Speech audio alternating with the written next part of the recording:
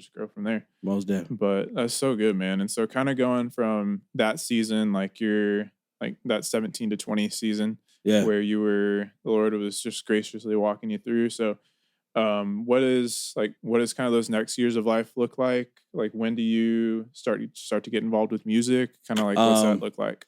So I became a Christian, and because I was a gangbanger, I had no friends. Yeah. You know what I mean? Like when I first became a Christian, I didn't tell anybody I was a Christian. I was kind of like nervous about it, like what they gonna say. Will there be any repercussions for that? You know what I mean? Like if I tell them, so I tried with one of my OGs who was a cousin of mine older than me. He was locked up, and I wrote him a letter and told him I was a Christian, and he like congratulated me. It was like, wow, man, that's good. So the reception that I got from him kind of gave me the confidence of stepping out and just start letting people know. And so one day, he ended up getting out, and still I haven't made this announcement yet to the set or to the gang or whatever. But then he got out, and then there was like, somebody get out of jail. It's like, we're going to barbecue and do all this, So he gets out. So we're at somebody's house, and it's like 40 people outside, right? And we're all in like this circle in the yard, and we're talking about, what we're going to get to drink and what we're going to get to smoke and what, you know what I mean? And so when it got to me, and people know at this time I was going to church, you know what I mean? So when it got to me, they asked me what I was going to drink, and I was like, I don't drink no more. And then it was like, well, oh yeah, Tone, he just smoked. And I was like, nah, I'm good. I don't smoke neither. So somebody was like, oh, what you think, you a Christian? And so I was like, yeah, I am. And then he got real quiet and everybody stared at me. And so he asked me, he was like, well, if you're a Christian, then what you hanging with us for? And so I was like, man, y'all my brothers. Dang. It's like, y'all my family. Like, I joined Crips when I was 12. I had been knowing probably 96% of the people who was in that yard, I had been knowing them since I was 12. Some of them before. You know what I mean? Yeah. And so it's like, that's what I knew. This is my family. So I'm thinking I could be a Christian and still hang. But in that moment, that was the first time I had the thought of maybe I'm not supposed to hang with them. Because it was never a question of should I hang with them. It was always the question of should I let them know that I'm a Christian. Yeah. You know what I mean? So then at that moment, I realized he was right. Like I shouldn't be out here. You know what I'm saying? Yeah. And it's like the Lord took me and just hid me for like a year. Yeah. And all I did, because I had a job, because I used to sell drugs. I stopped selling drugs. I got a job. So I would work, come home, eat, read the Bible, go to sleep, wake up, read the Bible, go to work, come home, take a bath, eat, read the Bible, go to sleep, wake up, read the Bible, go to work. It was the same routine every day for like a year, right? Good. And then I would go like to Walmart and places like that. I was never seeing none of my friends or nobody. Then one day I went to the homecoming game and had a different color on. Everybody's like, oh, that's when I made like the announcement. But for that year, that's why I learned it. God gave me a foundation of the scriptures. Yeah. And so I used to rap before I became a Christian, but it was more just freestyling, in the neighborhood, at school, you know what I mean? Yeah. But I thought I had never heard a Christian rap. I never heard of a Christian who raps. I never heard of that in my life, right? So I thought, because I was told, when I came into the church and got saved, I was told, you're not supposed to listen to rap music. You're not supposed to listen to R&B music. You're not supposed to listen to the radio. You're not supposed, unless it's gospel. You're not supposed to listen to anything unless it glorifies God. You know what I mean? So I had to throw away all my CDs and all my, And so I stopped rapping and I started writing poems about things I would read in the Bible. Right. Really? So I would just write these poems because I was learning so much. Yeah. Like I said, I never read the Bible. When I read the book of Revelation was the first time I had ever read the Bible. Yeah. You know what I'm saying? And I'm sure with like not having that friend group around, like you needed some sort of outlet. Oh, most so definitely. The poems probably served as that. Most definitely. It was a blessing in disguise. You know what I mean? Yeah. So it was like, now I'm saved now. I got the Holy Spirit now. So Galatians 5 it don't sound dumb to me no more. Yeah. You know what I mean? It's making sense now. You know, like, oh, that's what that meant. There we go. That's what that. Oh, I get it. You don't eat that fruit. Okay. You feel me? You feel me? So I'm reading Proverbs and Matthew and Luke and all the Gospels and epistles and I'm learning. Oh wow, Israel. Oh snap, mind blowing. Israel is named Israel because of a man named Jacob got his name changed to Israel. He had 12 sons. Whoa. You know what I'm saying? It's like it was blowing my mind, right? So I would write these poems about the things I was learning because they were so new to me and so interesting to me. And after a while, it became melodic. You know what I mean? And then, you know, in my own little closet, you know, I would write these raps, you know, and it's weird because it felt forbidden. You know what I'm saying? Yeah. But I would write them and it would be about Jesus and it would be about God and it would be about people, but from the lens of the scripture, it would be about my life and what I've been through. You know what I mean? So finally I got the courage to just start rapping it in front of my family. None of my family was Christian at the time, mind you. Okay. Know? And I lived in the house, let me see, my grandma, my mom, she ended up getting married. So her husband, I have 4 siblings, a niece, and a little cousin. We all lived in a 2-bedroom house. Dang. 1, 2, 2 bedroom, 3. 1, 2, 3, 3-bedroom house. You know, and I slept on the floor and the couch for like most of my life. You know what I mean? So it was a thing where it was like I built up the courage to rap to them. You know, because it was like, oh, you're a Christian, you ain't supposed to rap. That was a sentiment there. Yeah. You know, because they weren't nice to me, you know, after I became a Christian. Not at all. You know what I'm saying? So but you know, I tried it out and it was, oh yeah, that's good, that's good. So in my head, I remember leaving praying and saying, like, God, I could do something with this. Because I thought it was something new. You know what I'm saying? Like, I could change the world with this. You know, nobody's never Christian rap, these kind of lyrics, you know, about, you know, Ephesians and this and that, you know what I'm saying? And so probably about a week later, I met a guy named Jonathan Daniel. He went by Eyebrows. And he was at this function, this pastor family day or something like that. Yeah. And he was there and he was rapping. Okay. You know what I mean? And I'm like, oh, snap, he rapping. Like rapping. So I guess it ain't a sin to rap, you know what I mean? So and I thought I thought me and him was the only 2 people who knew you could rap, you know. And so when I, you know, talked to him and he put me on and started telling me about, you know, Cross Movement, Lecrae, and all these different other rappers. Who was the first you know CHH artist you listened to? Do you remember? The first CHH artist. Now, he'd probably be somebody people that I never. This dude named DCP.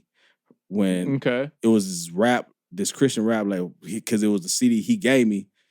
Dude named DCP went by Demon. It was an acronym for Demon Cap Pillar. You know what I'm saying? And so he was signed to Grape Tree. Okay, I think it was Grape Tree. All right. Records. They were like the No Limit of Christian rap.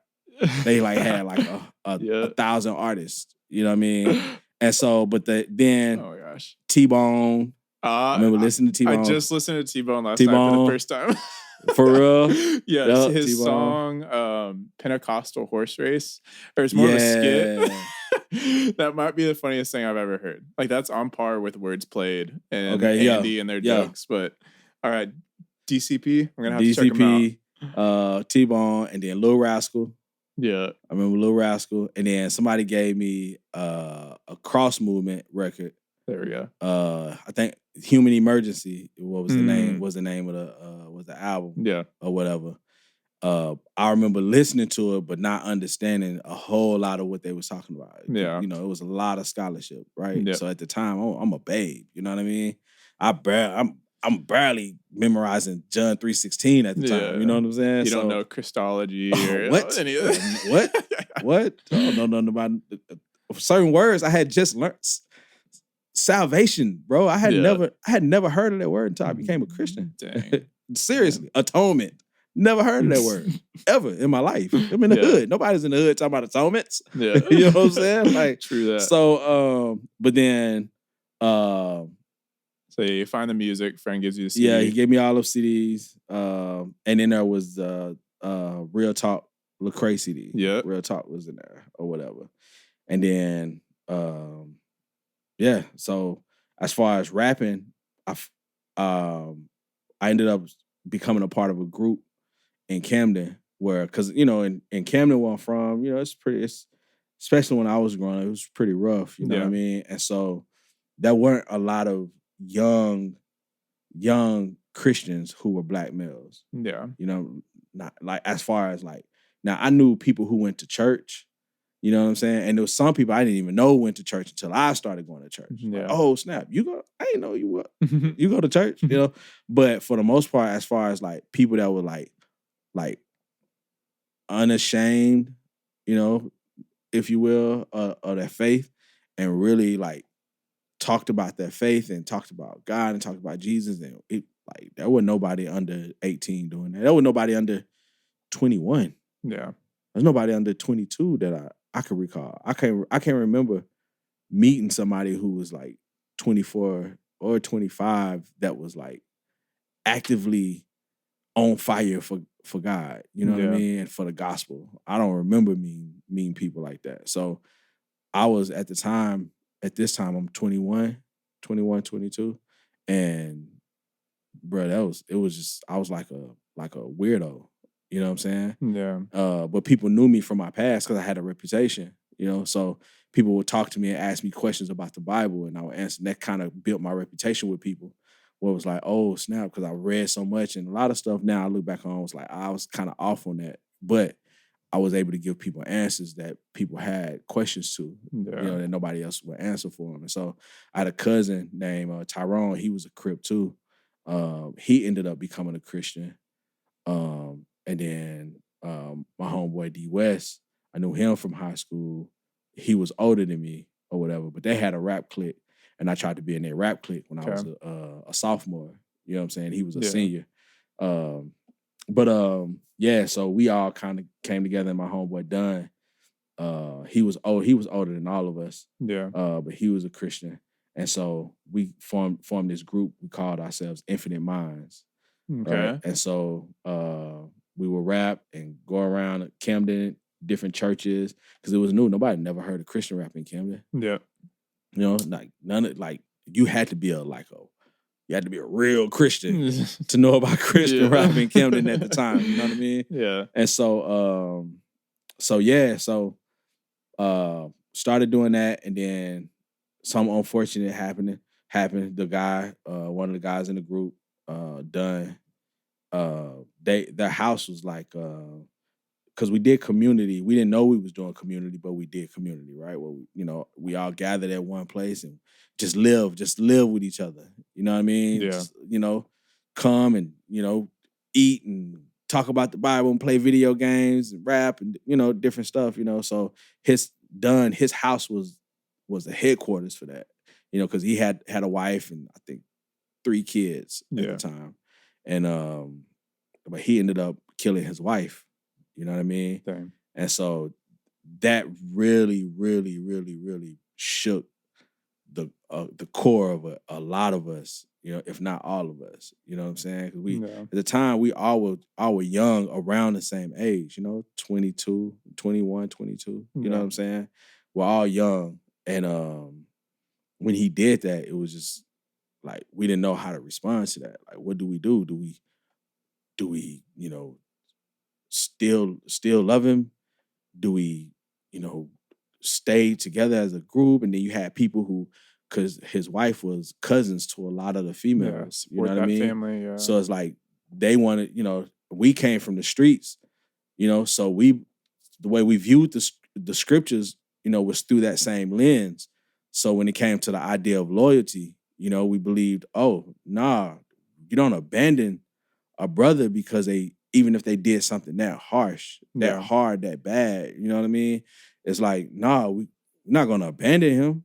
You know what I'm saying? Like, this is our brother. We still love him. And then you had a side of believers who were in our church that felt like, nah, you're not supposed to. He ain't no Christian. He would do that. He's not a Christian. No, it was like, nah, we loved both of them. We didn't have we love her because of him, or we love him because of her. It's like, no, we love them both as a package, the whole family. You know what I'm saying? Yeah. So it was a thing where it was like, it drove kind of a wedge, you know, in the church, and it was challenging to my faith because I'm a new Christian. You know what I'm saying? Yeah. I've only been I haven't been saved long, you know. So it's like challenging trying to navigate that and learn how to be.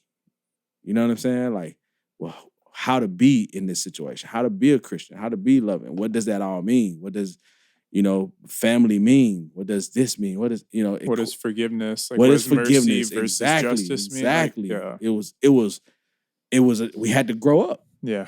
You know what I mean? Like, we had to grow up, and it was, you know, we lost friendships with some people, you know what I'm saying, over that, you know, because they looked at us, you know, some of us as not being true to the scriptures because of our quote unquote love for them still, you know what I mean? And it was, you know, it was difficult to deal with. But so a couple of them, you know, they stopped rapping, you know what I mean? Yeah.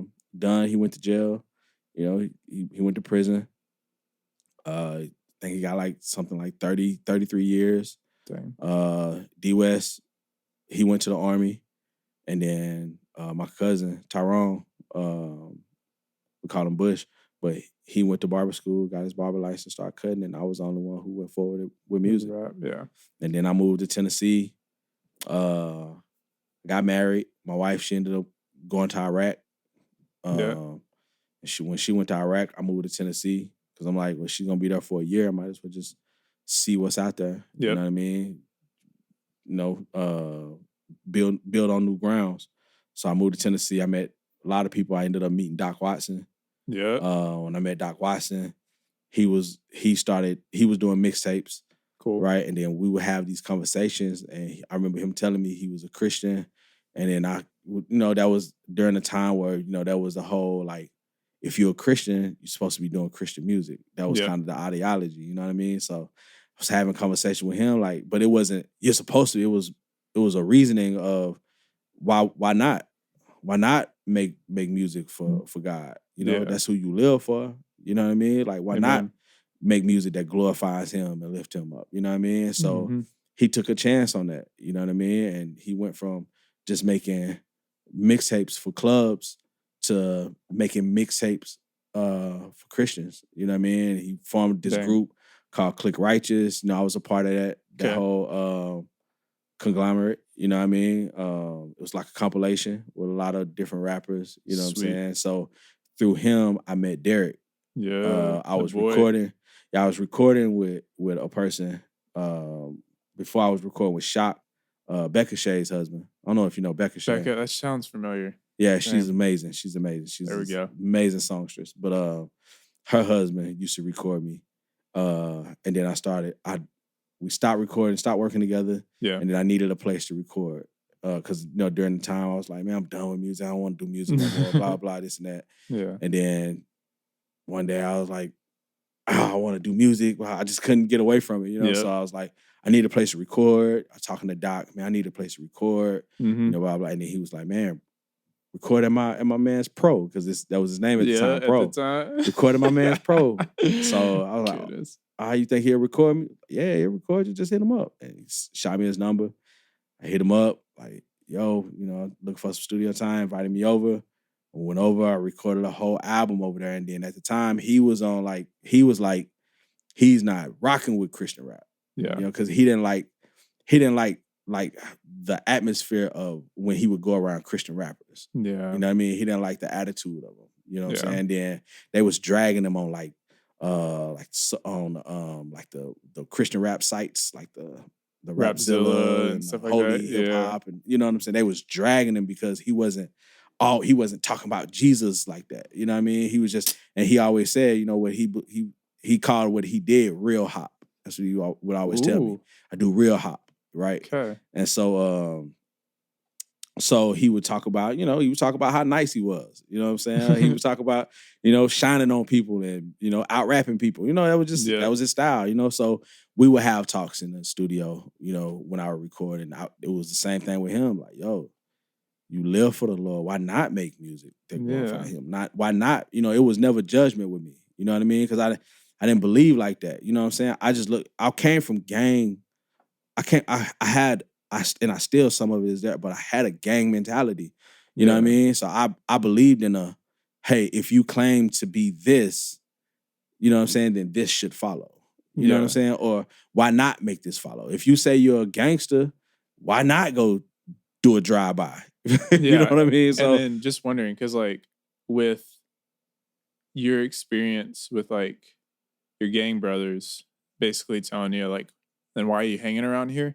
Maybe the Lord, and let me know if it's accurate or not, like the Lord built like such a grace in you in that time that you were able to be a little slow with Derek in terms of like encouraging him. That's what it was. It was encouragement. It was me encouraging him. You know, it wasn't even so much as, I wouldn't say a slowness, you know what I mean, with him, but having to be slow, because it was no pressure. Yeah. You know what I mean? Like, that was nothing. He didn't owe me anything, and I didn't owe him nothing. Dang. You know what I'm saying? So good. So it was just conversations. I would go over and record almost every day. I would go over. Sometimes I would just go over and play 2K. You know, he was just cool, right? So I would just go over and we just hang, and then we would record, and I record, and while we sit down, I would ask him, like, why don't you talk about God in your music? You know, because he would see that. He would see the stuff that was online. I would see the stuff that was online, right? So we would talk about that. He would express his feelings about that. And, you know, I thought it was wrong the way people was dragging him, and I thought it was bad, you know, but, you know, I'm tired. I didn't feed into it like that. I didn't, man, they wrong. I didn't say that to him. I didn't, you know, try to make him feel. My whole goal was that's with anybody. My whole goal, when people, you know, are feeling, you know, down, you know, my whole thing is to come in and try to lift you up and say something that's going to encourage. I'm an exhorter, you know what I mean? And so that's what I did. I just exhorted him and encouraged him. Was like, and my question, like when he was talking, say why he don't do it, you know, I would be like, well, why not do it? What's wrong with talking about God? Because I talked about God. You know what I mean? So it's the thing was like, I didn't talk about God I didn't feel like I'm talking about God because, you know, I'm trying to make some money or I want to forget about my situation or right. Whatever, or he got me in the headlock and my face up to the mic and talk about God. I didn't feel like my arm was being twisted to talk about God. You know what I mean? I was just excited about my life and my walk with God, and I loved him. And and that's what rap is. It's expression. Yep. You know what I'm saying? And that's what I expressed. Because not every song talked about Christ. And the songs talked about things I was passionate about. And that's the conversation I used to have with Derek, where it was like, yo, you know, talk about what you're passionate about. You know what I'm saying? Yeah. But talk about it from a perspective of a God worldview. You know what I'm saying? Talk about it from a perspective of your love for God. You're passionate about God. You love God. And we're passionate. I'm passionate about the hood. You know, so I talk about the hood from a God point of view. You know what I'm saying? Rather than being in the hood, living it, I'm talking about it from being outside, being delivered from it. And this is how I got delivered. This is who delivered me. And bringing awareness to other people of saying these problems are there. This is the problem here. This is going on here. So I paint those pictures for people. You know what I mean? And so that was my thing. But yeah, Derek, me and him, we clicked up and started doing music together. What year was that? That year was 2000, I want to say 8. Solid. Yeah, like 2008. I want to say. There we go. But and then he started writing, and then I would go over, he write some and be like, yo, what you think about this? And then he would spit some and it'd be talking about God. I'm like, yo, that's dope. There we go. You know what I'm saying? That's dope. Yeah. So, you know, and then he ended up getting married, and then his wife lived in Memphis. Okay. Right? Well, his wife went to school in Memphis. Right? Mm-hmm. She was in the medical program. Now I think it was a medical program. Sweet. But when he got married, he had to go down. And during this time, I had met BJ Thompson. Yeah. Or whatever. You know, he's the guy who discipled Lecrae. Yeah. Right? So I had met him, and me and him talked a lot. You know, and so, you know, he was in Memphis. He lived in Memphis. And, you know, and they had a community there, him, Lecrae, and all them, right? Yep. And so I would drive down to Memphis and get it in with him and then drive back home. You know, I would go down like for a weekend. And then like one time we took a trip to Texas. Me and him drove to Dallas, like road trip type. You know what I'm saying? So when I learned that Derek was moving to Memphis, I was like, yo, you should holler at my dude BJ. You know what I mean? And so he was like, well, bet. So then come to find out, his wife, Derek's wife, they had just married, was already in a study group with BJ's wife. Yeah. You know what I mean? So like when he went, it was already set up even before I even said anything. You know what I mean? So it's not something I take credit for, can take credit for. It was just, it was the Lord, you know what I mean? And so he went down there and he got in community with them, and then, you know, he started to build a reputation with them, and, you know, they started to see his character and things like that, and then they wanted to sign him to a deal. Then he started Reflection Music Group. Him and Doc started that together. Yeah, right? Was that 2014? No, they started that.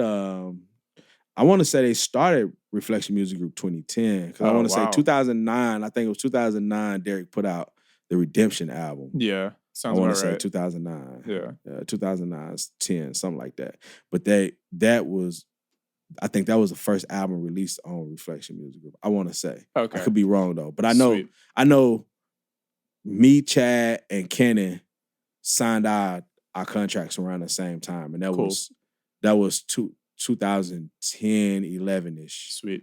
I want to say. Yeah. Right. And so that's when around the time when I did Mic Check, I want to say. Yeah. The first time I did Mic Check. Yeah. Yeah. So, and I signed to, you know, and Derek, you know, they called me, Doc called, was like, yo, you know, we're official. Want to know if you're signed. You know, and at first I was like, nah, I'm good. You know, and because I respected them so much. And I had already seen, I hadn't been doing music for a long time, but I had already seen, I had been on tour. I went on tour with 7 Day Slumber. Yep. You know, I did like some opening up for like Cutlass and Disciple. Yep. I had opened shows for Lecrae at the time. This is before, you know, they was like out of this world. It was kind of, you know, just on the rise, and people would just book us out together, right? Yep. And so I would do open for them, open for Tadashi, Trip Lee, you know. So it was like I had seen enough behind the scenes stuff where I saw where music caused wedges between people. You know what I mean? Yeah. And, you know, I had been through some situations during that time where, you know, I went in, because like I said, I'm from the hood, I'm from the streets. So I went in thinking, you know, if I was ready to die for somebody over some colors. You know what I'm saying? Yep. And I had friends who we felt the same way, right? It was mutual. Yep. And so my expectation of Christianity was, if we was a family as a Crip, surely God's gang is way tighter than the Crip family. Yep. You know what I mean? That's how I viewed it, you know, and we had our issues. We had a little problems and stuff like that. But at the end of the day, if somebody come through here shooting, bro, we ride, you know? And so as a Christian, that was my mentality, right? So then when I started doing music, I was trained to think of music as a ministry. You know what I'm saying? That's how I viewed it. Like, music is ministry. So I would go do shows for free. Why? Because, true, I'm doing this for God. I ain't doing this for money. That was my mentality, you know? So I didn't have any good business sense. You know what I mean? So it was like, you know, in the wrong hands of certain people who, you know, knew how to get around and work around and stuff like that. You know what I mean? Like, you know, it was times where I ended up in situations where, you know, I ended up on the short side, got the short end of the stick. You know what I mean? And so after a while, starting to realize that, you know, people will use you and people would do certain things and don't value or don't honor the friendship, you know, claim to be your friend with ulterior motives, you know what I'm saying? Those motives is to use and to misuse you, you know, and stuff like that. You know, I felt like that was that thing when I told you I was like, I'm done with music, right? And so that was the thing that made me feel like, you know, that's not for me. You know what I'm saying? Like, I can't, that's not for me, you know, because I was still rough around the edges at the time, you know, I'm fairly new Christian, like, man, I'm messing around and fight somebody. You know what I'm saying? Get out of character, you know? So so when Doc asked me that, you know, I told him nah. And the reason was because of and I told him that. I was like, man, I just feel like, you know, you're my friend. And I would hate to not have a friendship over some music stuff. You know what I'm saying? Yeah. And so he asked me a couple times, and then Derek, he asked me, and, you know, and because I guess Doc had told him, and I told him, you know, it's like, nah, bro, I can't do it. And then he was like, man, just think about it. And then, you know, I think about it and I called BJ. I remember me and him talk, and then I brought that up to him, and I was like, you know, Derek and them started a label, you know, because he was still signed to Reach at the time, yeah. right? So I was like, Derek, you know, he started a label. He asked me to sign. He was like, well, what you say? I was like, I said, nah. So BJ was kind of like, why not? You know, and I told him, and he was like, well, I mean, y'all got the same theology, you know, y'all living close to each other. Y'all already friends. Yeah. You know what I'm saying? Like, why wouldn't it work? And I didn't think about that because I was like, man, the people who I felt like had did me in and got over on me was people I had just met. I didn't know them from Adam, right? I didn't have relationships with them like that. It was just music relationships. It was just business relationship. And like, I wasn't a good businessman. And like the validity of your loyalty to like Derek and Doc and all them at that point had been proven. Because like you, I mean, obviously like you're a loyal person, you're a trusting person. And so, because I'm kind of the same way. Yeah. Where I can trust to a default where I've gotten hurt in the past, like whether it was business stuff, whether it was relationships, friendships, whatever. And so after you kind of wake up to the fact of like, hey, some people are opportunists, or whatever, it's like you then are just you lose that naivety. To that, and it's a degree of paranoia. It creates a degree of paranoia. Yeah, but then it's so good that like the Lord worked out the timing and everything correct. To where by then, like they had proved themselves loyal and trustworthy. Right. So you're able to go sign with them. Whatnot. But that's crazy because like because that was why I didn't think that the label started up till like 2014 because I knew Derek was signed with Reach. Yep. Up until and people like he would release music, right? And then you know how on the video and stuff it would have Reflection Music Group, right? And people would see people in the comments on YouTube like, who is Reflection Music Group? What is going on? He signed a Reflection Music Group? When did the Reflection Music? Because nobody knew much about Reflection Music Group. They just knew he was signed to Reach, you know? So when they would see Reflection Music Group, it was like, well, and at the time he was still signed to Reach, you know, but when he would do stuff with Reflection, it would be under the banner of Reflection. So when he would do was featured on a song, one of us would do or something, right? And the song get put out, it would get put out under Reflection Music Group. And he would be on there. So they were like, yo, who is he signed to Reflection Music Group? Blah, blah. There's no Reach Records down there. What's going on? This and that. So, you know, but he was always, he's co-owner. You know what I'm saying? He's a half owner of Reflection Music Group. So he's been there from the jump. He just, at the time, he was signed to Reach. And then he was doing what he was doing at Reach and touring with them. And we was holding it down for Reflection Music Group, trying to get the label off the ground. Yeah. And it's so good for him to have that like business savvy, to have that plan of just like, why not get it started up? And then just kind of build. And so whenever he was done with his Reach contract, he could just go home. You just go home. Yeah. And it's cool because like what you were talking about with Doc just being like, hey, like just hit up Derek, just like go pull up one day. Like whenever we were up here in November, like I mean Kirby, my friend who recorded with him that day, like she had hit him up before then, let him know we were heading up, but like literally just pulled up. Like, well, he said like, yeah, we could record in my studio. Right. So we thought we were going to some building or whatnot. And then we pull up and at his house, we're just like at his crib. Recording at his house. What? And then we were able to meet his wife and his kids, which is Nolan and Zane. Yeah. Oh, my little homies right there. Shout out Pizza Man. You don't get that reference yet. I'll show you later on. It's so good. But yeah, man, Derek's just that kind of dude. Like he's so legit. And even he's a good dude, man. Yeah, being able to spend a little bit of time with him. Doc too. They're good people. They're legit.